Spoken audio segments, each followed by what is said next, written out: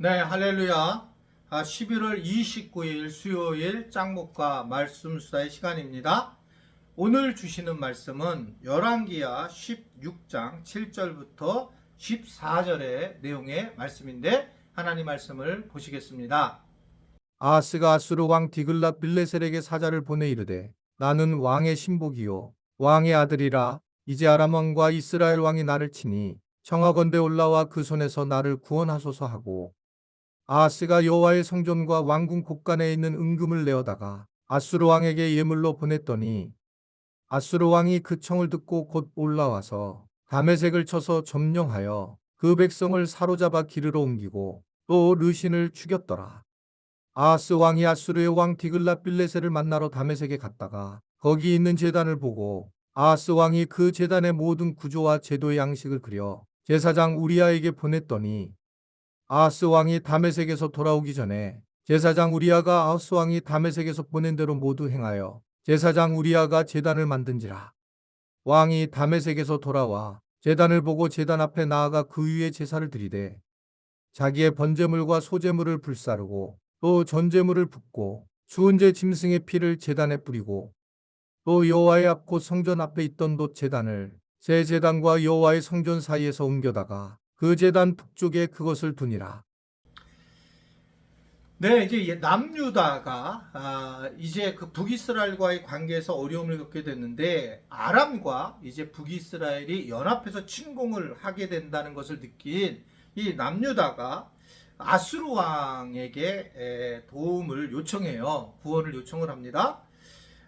이것은 하나님은 사실 이사야 선지자를 통해서 걱정하지 말고 염려하지 말라라고 말씀하셨는데, 아하스는 아수르 왕에게 성전에서 기물 같은 거 은금을 주면서 자신이 이제 신복이고 아들이라고 하는 것으로 말하면서 도움을 요청을 하게 된다라고 하는 겁니다. 하나님이 왕이신데 오히려 하나님을 왕으로 모시지 않고 아수르 왕을 갖다가 왕으로 모시면서 결국은 세상적인 방법으로 이 부분의 어려움을 이겨내 가려고 하는 이제 모습들을 아주 보여주고 있습니다. 비참한 모습이 드러나는 것을 우리에게 이야기하고 있는 겁니다. 상황 환경들이 이제 어떻든 이쪽에서 연합을 하니까 나도 연합해야 되기 때문에 세상적인 방식을 택해 가지고 이 일을 진행하는 그런 모습을 보이는 거죠. 제가 이제 뭐 총대를 잘 안 하고 노예 총회 강의는 나가지만 제가 총대를 싫어하는 이유는, 한 번은 이제 우리 앞에 제가 연동교에 있었던 모셨던 목사님이 총회장으로 나가게 될 때에 만났는데, 거기서 이제 이런 걸 하는 거예요. 이쪽을 묶어서 연합하고 이쪽에 연합을 하고, 그래서 이제 선거에 대해서 몇 표가 나오고 이러한 모습들로 선거를 해 나가는 모습을 보게 됩니다. 총회장을 뽑는데도 기도라든지 하나님에 대한 말씀을 통해서 이루어지는 게 아니고 인간적인 그러한 모습으로 이제 이루어지는 걸 보면서 실망이 있기보다는 이게 뭐 어쩔 수 없는 상황이다라는 걸 하면서 약간 저는 굉장히 관심 밖으로 이것이 나가게 되었습니다.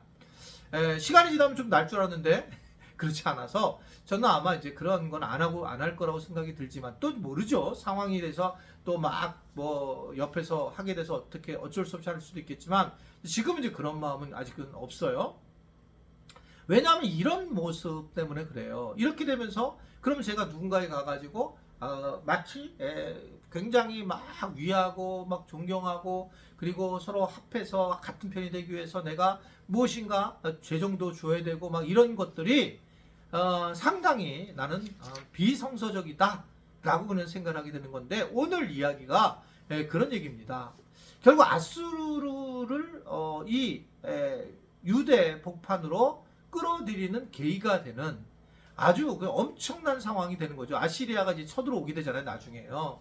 그러한 이제 빌미를 제공하는 상황이 되었고, 그러니까 큰 거를 못 보고 자기 현재의 모습을 가지고 필요한 것들에 대해서 요구하는, 그래서 그것에 대해서 벌벌 떨면서 해결하려고 하는 문제가 되니까 이러한 답답한 상황이 되는 것을 엿보게 됩니다.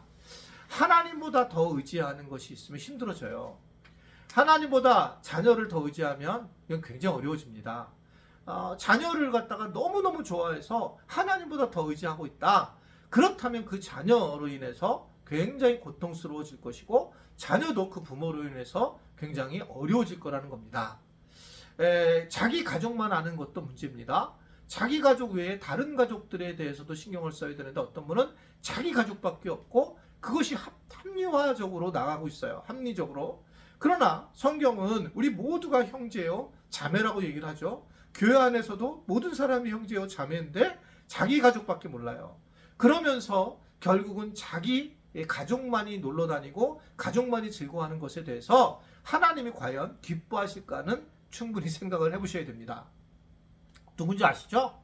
매번 제 가족만 놀러 다니고 다른 분들에 대해서는 어떻든 영향력을 미치지 않고 자기만 재정을 쓴다면 이 부분은 결코 주님께서 원하시지 않는 부분이라는 것을 오늘 아스리아를 통해서 우리가 이해가 되게 됩니다.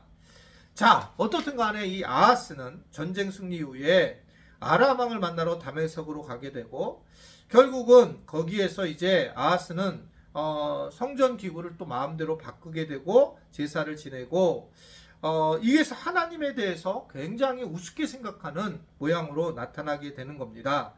결국은 혼합 종교가 드러나게 되는 거예요. 뭐 지금이야 우리가 신령과 진정으로 드리는 예배가 중요하지만 그때에는 원칙적으로 하나님이 아주 구체적으로 어떻게 하라, 어떻게 하고 누가 해라 라고 얘기를 하면서 하나님의 법에 순종하고 명령을 따르게 하고 그것이 이제 결국 우리가 율법을 지켜나가는 것이고 하나님의 자녀가 되게 하는 거죠. 이것이 이제 그럼 왜 지금은 괜찮냐? 예수님이 오시면서 완성이 됐어요. 그러면서 이제 성전의 제사도 필요가 없어지게 되고 대제사장도 필요가 없어지게 되고 그러면서 다 끝났어요. 예수 그리스도께서 성전이시고 또 대제사장이시니까 이것이 마감이 된 거죠. 그러면서 이제 모든 것이 끝나게 되었는데 우리는 여전히 우리가 스스로 뭔가를 하려고 하는 그런 모습들을 보이게 됐고 아하스가 그런 모습을 가지게 되면서 결국은 그는 겸손하지 못하고 하나님 앞에 올바른 순종을 하지 못하는 모습으로 오늘 본문에서도 우리에게 전해주고 있는 걸 볼 수가 있습니다. 우리는 하나님의 뜻이 무엇인지 하나님이 원하시는 방향이 무엇인지 하나님의 힘으로 모든 일을 해나가는 것이 중요하다. 내 뜻이 아닌 하나님의 뜻에 집중하고 맞춰야지만 올바른 삶을 살아갈 수 있다는 것을 다시 한번 이 아하스를 통해서 보게 되는데 우리 모두가 그러한 하나님만을 의지하는 하나님의 생각만 하는 하나님의 뜻만 바라보는 우리 모두가 되기를 간절히 바랍니다. 기도하겠습니다. 오늘도 말씀을 통해서 우리에게 은혜를 허락하여 주시고 말씀만을 바라보게 하시니 감사합니다. 말씀 속에서 우리의 삶이 바르게 되는 삶을 살아갈 수 있도록 도와주시고 인도하여 주옵소서. 그렇게 하실 주님을 찬양하며 예수님의 이름으로 기도드리옵나이다. 아멘.